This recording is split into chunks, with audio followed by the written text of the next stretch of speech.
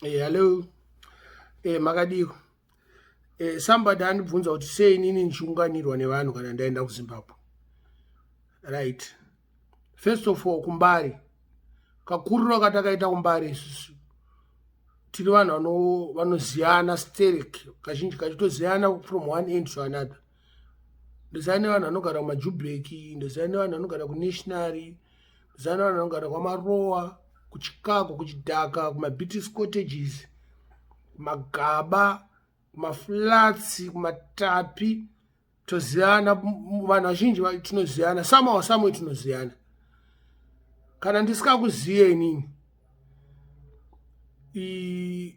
unogona kuziyana nemukoma wangu, kana hanzvadzi yangu, kana mwana wepamba pedu, saka topedza takuziyana. But nyaya yekuti munhu anounganirwa kana abva foreign, especially medu Mbari, kana inini ndiri one munhu wekuti ndakakura ndichishupika. Takakura tichitengesa kumusika, kuPaMbare musika taitengesa chibage. Chibage chakabikwa ndochataitengesa, maorange, all those things, nyimo dzakabikwa, nzungu dzakabikwa, ndozvatakakura tichitengesa. Saka pane kamwe ka-oneness katinako kugeto kuMbare kwedu. Hatina kukura life yekuti munenge ungori munhu wanaiwa. Takakura life yekuti munenge muchibatana, kuziyana nevanhu kunana 6th nekunana 7th. Takakura tichitengesa tese chibage kuna 3rd kuna 4th kwese, like what would I say, vamwe vaitobva kumaflats.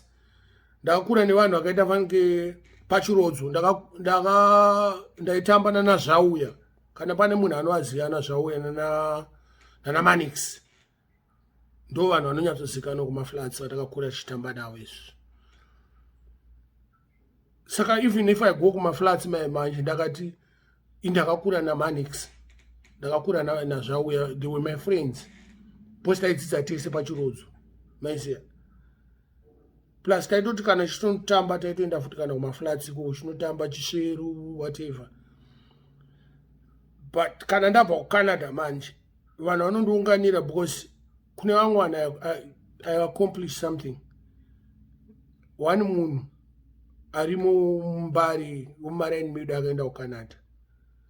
Kune vamwe vakaenda kumadiaspora, vakaenda kunana UK, vamwe vakaenda kunana Australia. But mumarine medu ndindega ndiriko from Canada.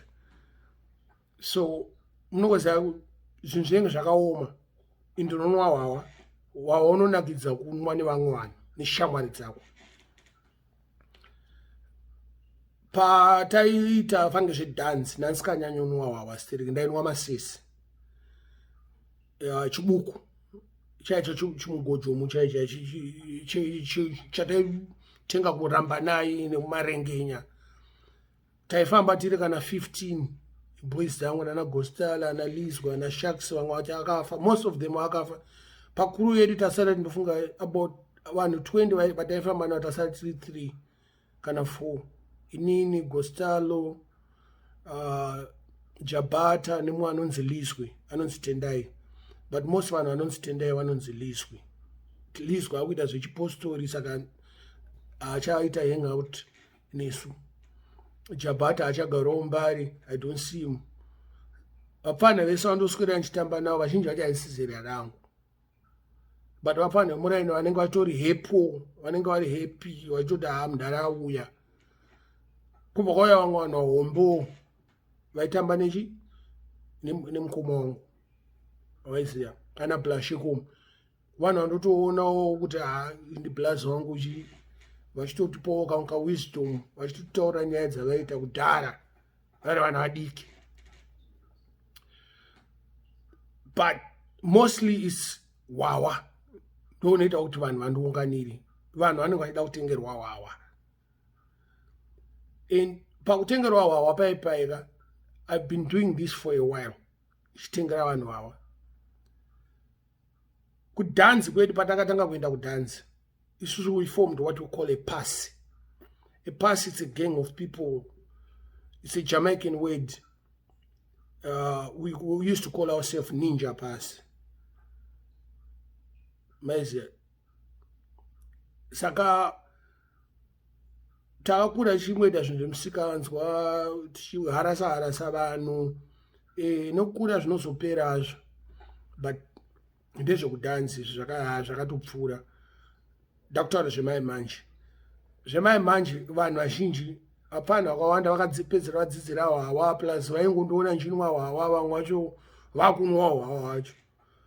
Saka nandiri kwavanenge vachitoti hwawa uya wanenge uchinwa ndio mara, but vasikaziva kuti aiwa ndotoshanda kunoku kuti nditowana mari yehwawa, ndotosevha mari yeentertainment. Inini kutenga 5 crates dzehwawa it's nothing kwandiri kana ndakaenda kuZimbabwe, because 5 crates is less than $100. It's about $90 uchitenga pashabhini. And I would like to promote mashabhini ekumaraini kwedu. I also promote mashabhini ekunationary nemabhawa mamwe emunationary. I have to really know the person. I like to buy my beer ndichiziva munhu wacho. Problem yakuitika manje pane chinhu chinonzi entitlement. Vanhu vakufunga kuti inini ndakaenda kuZimbabwe ndofanira kuvatengera beer. No, I don't have to buy anybody beer. Kana ndichitenga beer ndotitenga nekuda kwangu, noti nekuda kwako iwewe. Pandomuka kuseni unoona vanhu vakamira 15 vanhu vakutaura nyaya pamberi pemba yedu. Yes, there's nothing wrong about it, but sometimes inenge mbodoka freedom kumbobuda ndomborowawo nemhepo. But vapana they think they're entitled kuti ndofanira kuvatengera beer. And me, I'm supposed to take care of their habits. No, if you have a habit, every habit needs money. Pamakatanga kunwa beer I wasn't there. Zvakuita kunge inini ndinofurira vapana ava kuti vanwe beer.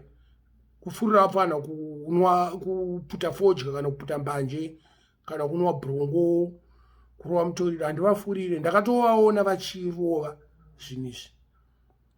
Yes, I can feel that. Because mumwe munhu anogona kutaura kuti madman haini handirove beer, madi ungonditengera nakadhululu zvangu ndese ndirove nakadhululu inoita $5. Unongoconsider kuti zveshuwa munhu arove beer zveshuwa 3 makots avatonwa 4 makots, saka maini kumupa $5 yacho anotenga mutoriro wake. Handikambomunyima mari aiwa, ichido changu chekuti ndamupa mari yangu.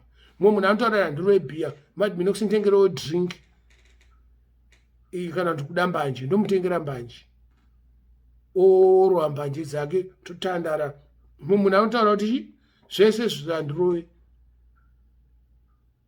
asi ina haini mati Minox ndikuda hangu chicken ndomupawo ka $3.50 kake unotenga chicken yake odzoka totandara totanga kutaura nyaya. But I don't owe anybody anything. You know what I mean? Vapana, most of them vatinoti shamwari dzangu. Vamwe vacho vakuita chinonzi chimero. Like zvinhu zvatenge tichitaura pai they go and tell somebody kuita kunge tiri kugara dare mumwe munhu. No, handina time yekureva munhu inini. Bada mnyaro nyaya inyaya, but kana wakunotaura wakuti mad Minox anga chiti zvakati, you don't belong to you don't belong patiri isusu. Because zvauri kunotaura kazhinji kacho you miss one word and paunozozvitaura zvinenge zvane different meaning. Entitlement, even vapana vatinoita navo mavhidhiyo vai vamwe vakufunga kuti akaita vhidhiyo ndofanira kumutengera hwawa, kana kuti akaita vhidhiyo anofanira kutumirwa mari. Aiwa, patakatanga mavhidhios aya ekuita ataisa paYouTube takasikapiwa mari nevanhu vatinoti our family, our friends, our family, our fans. Vanga vasikatipe mari avo taingoita zvatiri kuita and it wasn't popular. back then, like 6 years ago. Probably zvinhu zvakazonyatsoita popular paCovid-19 ipapapa vanhu vasina zvekuita akaenda kuchannel oenda kuchannel obhanzi nemumwe munhu mbonoona ava kuri kunakidza uko waiziva. But vamwe vapfana vakutoti kana da kutopinda vhidhiyo anenge akuda kutanga akuda kukutonyoresa kuti shaina manje handina kudhakwa manje zvinoda ndine kabhiya zvoda kana ndakarohwa nemutoriro kana ndaputa mbanje aiwa entitlement hatiswida, you know. Vamwe vapfana vakuita kana vhidhiyo yacho akuita vhidhiyo vangokumbira mari aiwa. That's not the purpose. The purpose of a video kuti tikutaura nyaya yedu tichienlighta mumwe munhu kuti munhu angoona kuti aiwa muraini medu togara so tikutaura nyaya dzakati to focus on that. Munhu akanakirwa anogona kuti aiwa boys mandifadza chimbotengai mbudzi mombogocha nyaya dzenyu dziri kunakidza chimbotengai kana 2 macrates chimbotengai 5 macrates kana kuti aiwa imboita ndotumirawo $50 itai $5 ipaningi $5 ipaningi $5. So through our videos we have had a lot of people who have benefited a lot. There's a lot of people vari kunze kwenyika vakabatsira shamwari dzangu. We have changed lives in our community. Vanhu vaishorwa mumaraini medu muchimana medu meme vakutoonekerawo, you know. Mado wekuAustralia vai vakatengera Kuda mbedha, wardrobe, dressing table, mapoto, everything. Vakaita the same thing futi Mado vai wekuAustralia vakatengera Gaffa, Tinashe vakamutengera the same things zvavakatengera Kuda, magrocery vakavaitira, you know. It's the benefits of being you around Minox. But they were not entitled to get those things. No one is entitled for nothing. Kana wabatsirwa munhu anenge atoona kuti no, this person mirandumbo uplifter. Kune vamwe vanoda kuita maprojects, vamwe vanototumirwa mari, mumwe anotumirwa mari no project inobuda. Clinton akatenga mixer yake, bedroom set yake, and those guys have made, some of them vakapiwa mari dzakawanda kupfuura Clinton. But vamwe vacho hapana zvavakaita nemari dzavo, vanongofunga wawa. Ushamwari mumwe wangu nevamwe vanhu vamunoona vakandiunganira vaya, it's based on alcohol, beer nezvinodhaka. Ndo patinozorasana ipapo kuti aiwa kana pasina wawati atichaungana achataura nyaya. Ingoni taimboungana ingoni nedzimwe boys patainonwa masese, indofarira masese, to tell you the truth. Only that a lot of people havasati vanatsondoona ndofarira chibuku more than castle. Because ndakakura nchinwa super chibuku chai chinoiswa muchigaba chaicho muchifountain, tichienda yedu mabhawa namapitcoat aya anaramba naye. Unoziva zvimabhawa zvekumbare zvine manickname arifanika. Saka wakandoona nchinwa masese ndo bhiya rangu randofarira. Mumwe munhu anoti but Minox, you don't deserve, haufanira kuonekwa uchinwa masese. Aiwa ndozvo ndakakura nchinwa.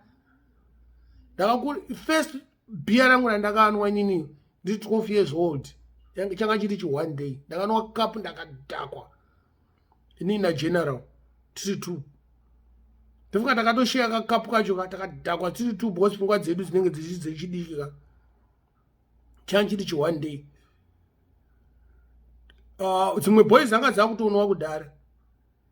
Tata tichingoonawo ma10 cents edu tichienda kuona Stoddard Watch, unoona mafirimu ma 25 cents, unoona James Bond nemafirimu ekarati wakaonawo extra tobatanidza mari dzedu tonotenga chi5 lita chedu toenda muHarare sekondari kana muchirodzo bozi waubvumidzwe kapa kunwira pamba kana uri mwana mudiki.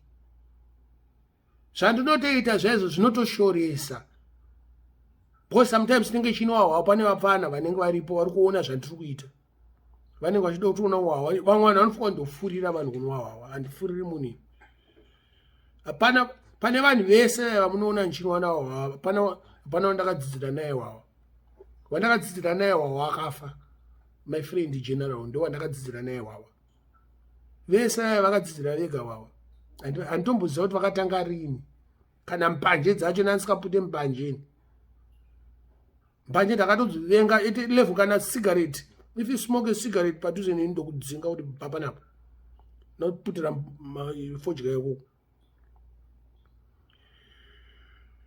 but ndokamiriroka zvakaita munhingi kumbare kwedu ende vanhu vamwe vanhu vanozoita futi nungo when I go to Zimbabwe munhu anomira zvaari kuita 3 months ndiri kuZimbabwe every day take neni hazvibudeka imbete yangu uchiite mbondiratidzawo kuti unotsvaga mari vazhinji vacho vanobva vatomira mahustles avo. Yes, I have 1 or 2 people I support their hustles. John Shop na Nduna vanotengesa huku na Shuto vanotengesa huku. I support their hustles. Ndotenga huku kwavari. Mashabini ariko maraini. Ndenda mashabini maraini kwedu nchivasupporta nchitenga macrates hobo. But vamwe vacho they think now they are entitled. I have to. No, I don't have to. Tenga wawa mshabini pamba pako. I don't have to. It's a choice. Nene mari yakawandisa yokuti I can go kumunhingi kumonomotapa hotel kana kuSheraton hotel ndotenga pint inoita $3 US. But what do I get? Ndiri mumonomotapa hotel kana Miko's hotel tichinwa tiri 2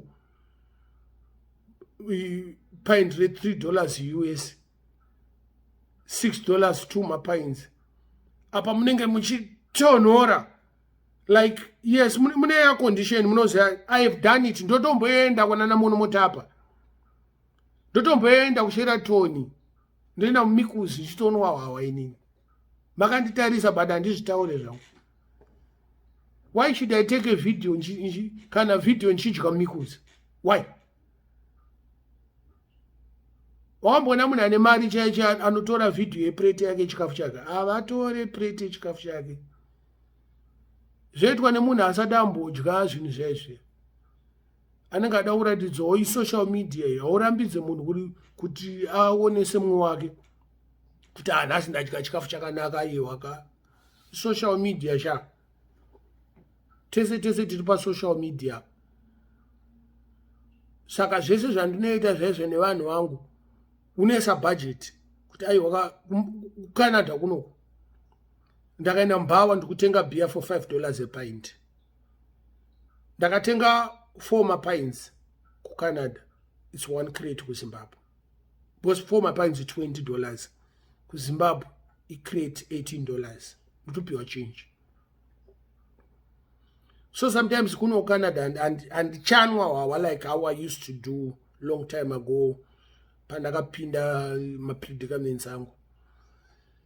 My mind ndato next to sober since when I'm in Canada because vanhu andaimboita hang around anchaita hang around now kunwa wawa ndiri ndega kunongobowa mabhawa randaenda riri panze closed. My night club closed. Pari kuitwa subway station soon there's gonna be a construction. Saka zvinenge zvaka for me too I have to go buy a crate of beer 24 beers. Ndoya naro muno unotomboritarisa 24 beers there is wakanwa 1 unodhakwa because I have nothing else to do kuno other than go on internet ndichitaura nevanhu ndichirova maresearch angu reggae music because pane zvimwe zvinhu zvandinoita paintaneti zvanenge nchida kuziva handiti. But kugara kwandinoita kuno kundiri one, like I said, I'm not married. I'm a very single man. I've lived by myself for 20 years. Before that, I've lived by myself for 4 years. So practically it's 25 years living by myself. Saka kana ndakaenda kuZimbabwe, I enjoy vanhu vanokuti vandiunganira. I enjoy that part. I'm not complaining about that. But this entitlement yekuti munhu anofunga kuti ndakaenda kuZimbabwe ndofanira kutengera beer, anofanira kutengera beer. Notonzwa mumwe munhu achitoshora mumwe munhu abva kudiaspora hanzi makasiyana naMinox, vanhu veku-UK mimi amuningi Minox akauya kuno kanotitengera hwawo. Aiwa, usashore munhu auzive situation yake. Kana auya kunhamo kwamai vake, kana auya achigadzirisa zvinhu zviri kumunetsa, angori nemari yetiketi chete, just to see that person is supposed to be happy, not kungofunga kuda kungotengerwa hwawa chete chete kana kutengerwa drink. Vamwe vanhu vakutotya kana kutobuda mayadhi mavo vabva kudiaspora, because these people they're like vultures. Achingokuona ndeipi ukuita sei, ukarekedza mutengera hwawa, unotoona munhu wewe akutotata plus ndozokuonai plus ndozokuona ichi ndo yacho. But the minute unomutengera hwawa, munhu anoramba akastika ari padhuze newe. I have people vakabva kuna na-UK who told me kuti ko vanhu vekuZimbabwe, what's wrong with them? Vanokuramba vachingoti every time akandiona anenge achida kundikumbira dhora, every time akandiona ada kuti ndimutengere hwawa. Germany ndakutotya chaizvo kana kutofamba. Vamwe vanhu vakutotya kana kuenda paComlas pai. Inini pache zvangu ndakutotya kuenda paComlas. I used to go paComlas so ndichifara ndichitenga hwawa. But manje ndakasvika paComlas so unoita kuunganirwa nevanhu zvokuti ko yaipi. Ingoti yese umboita yauri kuita ndomboita yangu. Hausi kuziva zvandafambira paComlas. Pamwe ndakuendesa hembe dzangu muCentral Dry Cleaners. Waiziya. Kana ndichida kuyazofara so iwo unotoziva kuti Ahmad Minox ari mumudhi yekufara. Ndotokutaura, ndotokushedza kuti auya kunochi uri kunwei. But vanhu this entitlement zvakutobhowa. Unopinda mushabhini so munhu anga achizvitengera hwawa achatenga, amirira kuti iwo umutengeri. I used to do it. In fact, ndotozviita, ndotombopinda kana mushabhini. Ndotaura kuti munhu wese mari yako haishashanda. Mune macrates mangani muningiri mufiriji. Ese ndatenga. Mari ndipei nditi ese pai vanhu. Inwai vanhu. Unobva ipapo, unobva pasina kana munhu amboti thank you. Because they feel that you have to buy them beer. When you go next time pasame shabhini ipapo, munhu anofunga kuti you still have to buy the ningi. Munhu weshabhini akutoorder kana double the beers. Because Mad Minox auya. Aiwa zvidaro. Vanhu musadaro so tunoziyana. Vamwe hapana vakutotadza kana kunwa hwawa hwavo. Mumwe munhu anenge ane hama yake iri kudiaspora kungoti aiwa Germany ndakuenda kuWestern Union kuno ndichovhawo kana kuenda kuWestern Union, munhu atora mari yake. Kuti aiwa kani mari ine zvirongwa sha. Haisi hwawa sha. Kana ndapedza zvandiri kuita, kana munhu apedza zvaari kuita, kana pasaro tumasensi ka togona kutengawo chibhodhoro tonwa. Waiziya. munhu wese ane family yake kudiaspora vamwe vanhu they can tell you kuti they are going through this. Munhu akaenda kukumba uko mumwe munhu akutotya kungobuda kana kungomira pagate pavo kungoti angoti ndeboys chichichichi angomira achirohwa nemhepo. Munhu anenge achifunga kuti munhu iye anofanira I have to do something. Aiwa zvisiri izvo, ngatimbomira izvozvo. Munhu ngaatenge hwava hwake hwakadzidzira wega. Munhu abva uko haadi kunetswa kana abva kudiaspora. Munhu isini handidi kunetswa. Ndakasvika patime yekuti ndainokerwa inini kuseni kuma5 o'clock 6 am. Mablango mamuka sei? Mablango mamuka ai wakani. Waziva ndarara nguva iyi. Chauri kundimutsira hapana. Undimutsira kuti ndikutengere hwawa. Aiwa usadaro. Until my brother told them kuti musamutse munhu anenge ada kuzorora. Ndakataurira mai guru wangu kuti anongouya chete ndisati musina kundiona ndabuda padhoo apa ndakarara. Even makaninzwa chitaura pafoni ndichini ndakarara. Bosi kana ndiri kuZimbabwe nende wifi mbedroom mangu anditika. Saka sometimes nechicommunicate nevanhu vanenge kana vari kudiaspora kana malocals. Handibude parodi ndisati ndapedza kudhila nevanhu. Panobuda parodi paipa nenda sununguka manje ndakuti alright 10 o'clock 11 o'clock man ndibuda parodi. Ndinoona vanhu 7 o'clock unoona pamba pakazara vanhu pagedhi. Unotozvishaya. Mai manje ukaenda kuna second munoita nga makafiwa muna kana munhu izvozvo as we speak. Kungonzi Minox asvika machembere anotadza kupfuura nepanenge pakagara vana vai boys aiza musafunga kuti ndikutokutaurirai vanhu vaMwari. Machembere emuraini medu anenge akutotadza kufamba. Vasikana vemuraini medu vanotadza kufamba because unongoziva panenge pakaungana boys ka vamwe vanenge vachitaura zvavanenge vachitaura vachiona zvavanenge vachiona vanhu vakutotya. Saka inini I have to put an end to it somehow somewhere. Zvinondifadza kuunganirwa nevanhu. It looks like kuti vanhu vanotifarira but vamwe vacho vanenge vakandiunganira vanenge vatori nejealousy ipo paipai. Vamwe vanhu vanenge vatumwa kuzotapa nhau kuti vazonotaurira vavengi vedu. Maiziya.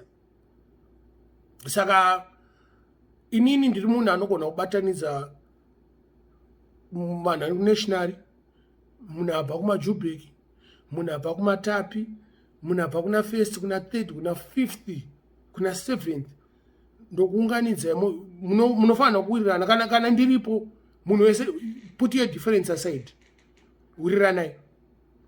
Kana usikade kuwirirana nemunhu you are not supposed to tell somebody kuti haufanira kunwa bhiya hausiriwo waritenga.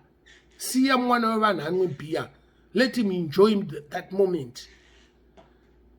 But pane vamwe boys andinenge ndinadzo dzedze, they are fighting to be close to me.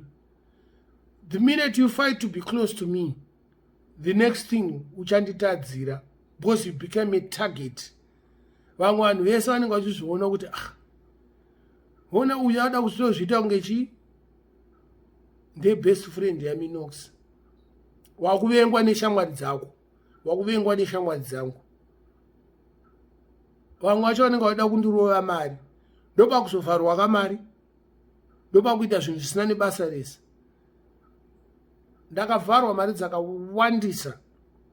Ndakatombotumira mumwe mufesi wangu mari kuti anditengere mbedha newardrobe. 6 months asikaonekwi. Munhu anogara just across pamba pedu kungoswira sombichana 6 months munhu asikaonekwi pamari yewardrobe nenhingi nembedha. Mumwe ndakamupa mari achiti ndoda kuispina bonda itumira mari dzemagroceries pamba zvanzi aiwa ndokwanisa kuita sei kusipina mari 2 years munhu asikaoneki kamari kadiki komari yangu munhu acha foni achadaira onzwa umwe munhu Mad Minox unonyanya trust my friends kumuri yangu ndakatovharwa mari kubata munyari wacho. The only person are very innocent right now in my life is Clinton, and the Clinton akatovengwa nevamwe vanhu even kubva pamba pedu ipapo hama dzangu my brothers pamwe vanenge vasikatombo kana dzimwe hama dzangu dzimwe shamwa dzangu kuti sei Clinton ari kutumirwa mari. Clinton has been the person, you know, paikura anamboziva kuti he'll be so trustworthy like the way he is. I've done a lot for Clinton, way too much. Choro zvese ndakavaendesa, but I never talk about it. My results to abhadhara US mari yakawanda, mari yaishaiko. Hana mbonditaura kuti ngombunza kuti sei uri pamba handina mari kunotora mari results. Imari inonotora mari results. Now Clinton is akaenda kuuniversity. You know, my other nephew ndemumwe futi anofanira kunotora mari results asati atora mari results ake form 6. But I have to understand him. Kuti watora ma results acho yo uda kuzoita sei. Because sometimes it's better ngwasiya ari ikoko because ndokona kubhadhara $400. Then you stay the same person. You have to be somebody. Unofanira kufunga zvimwe zvinhu. Kuti uda kudzokera kuchikoro here uda kuita sei. Most of them, they don't talk about business. They don't talk about nothing. 1, 2 pane vanhu yavai ndo vari kutaura zvebusiness. And I've done a lot to them. They will tell you kuti ningi naningi ndo vari kuita chi business. Vachiita business ravo rero unovapromota, unowinza mamwe customers through my initiatives atiri kuita. Zvakanzi tengai huku tomutengera chichichi whatever.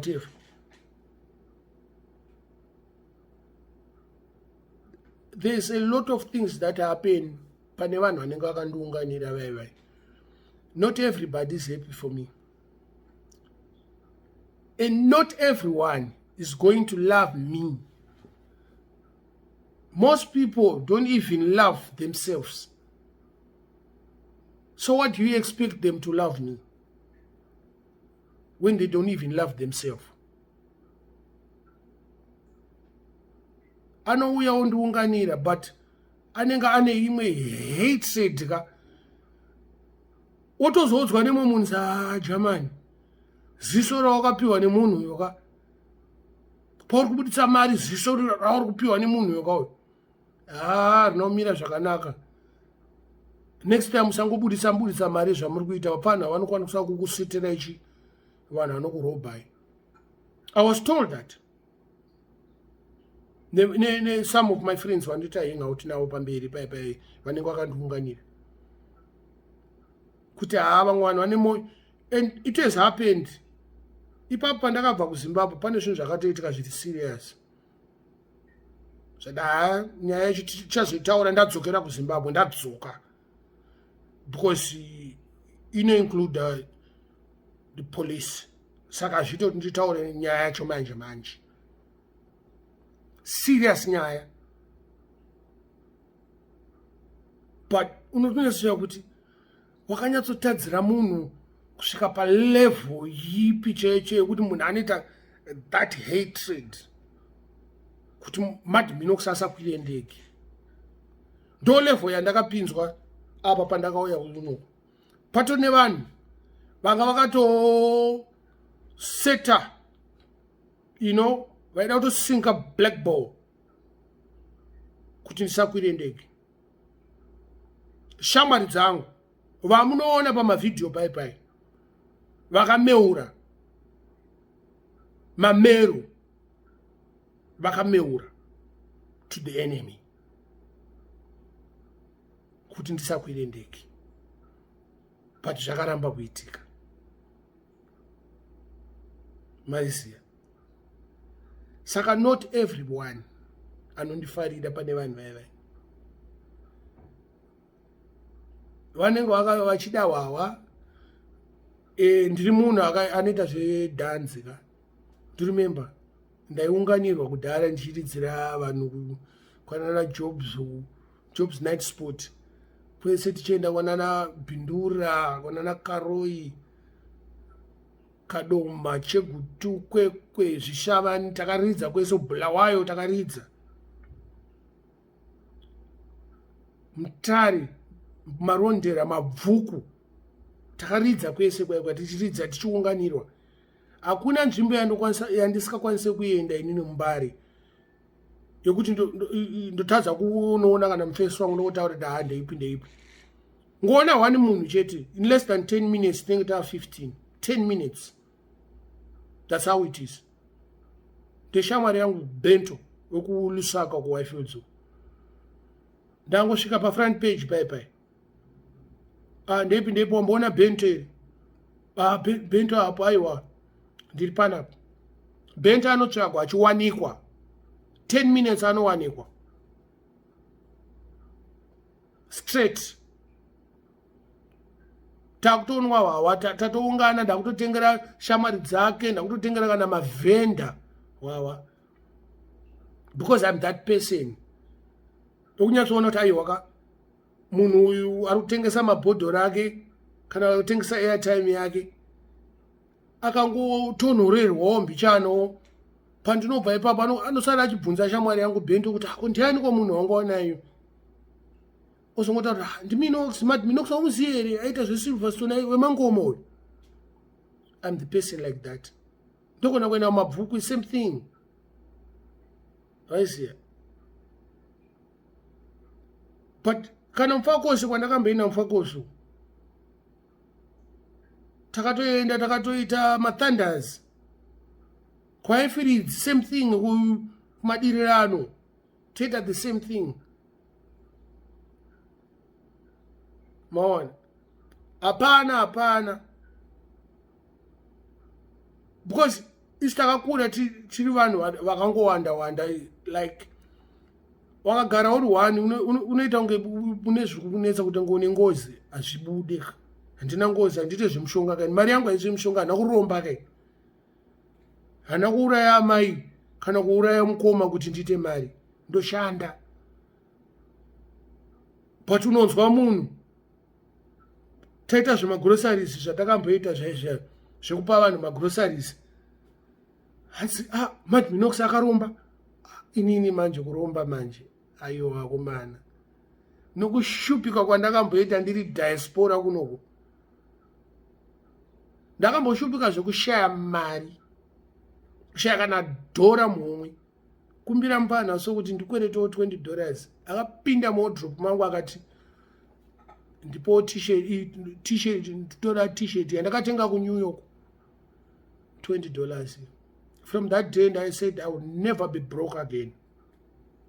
Ruchiva rakaitwa nemunhu hembe dzangu dzekuti ndakatenga ndichiunganidza kuti ndakaendawo kuZimbabwe ndopfekawo ndomboshaina. But I had to give him that t-shirt because I had no money kana yekutenga kana packet rice kana kanyama kekubika. I had no money. There's not angasikatombo mari iyo. Ndio situation yandakaita. So now when I go to Zimbabwe, I make sure I don't get broke. Because when I go to Zimbabwe, if wakakuunganira wakavaitira anything, vari kumirira zuva raunopera mari, zuva raunoti hausina mari wotanga kukuseka. Kana munhu akakuti ndeipi une bhiya rako so nditiro one vote handina mari, the next thing abva ipapo haapera hasina mari, ndakamaona akagara pawedzera achingozvitengera 1 beer rake chete apera asina kana mari. Ona most people vanobva kudiaspora kuno like havawane that opportunity yekuunganirwa nevanhu because vamwe vacho vakaenda vari vana vadiki, vamwe vacho vakaenda vakakura, handiti vamachembere kana kuma 40 years navo vakuma 65 years. Saka chaanoda kuunganirwa nevanhu chii? Kana kuti kamupana kanenge kakaenda kane 13 years kodzokera kuZimbabwe kane 26 years, shamwari dzake dzese vamwe vakusouth Africa, vamwe vacho havachatombomuziva kuti ndiani akamira pagedhi anenge achitotaura nemadhara akaita vanenge seso. You know, sometimes vanototipa mari kati madhara chi rovai beer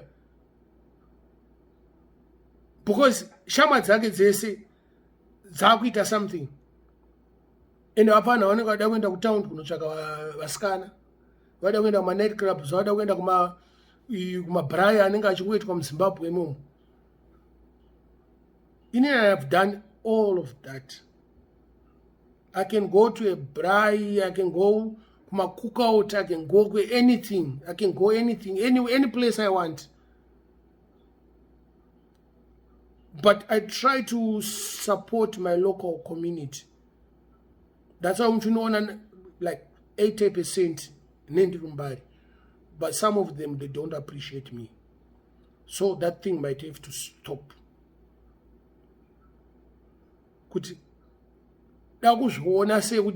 When I'm not there, say muskaungani,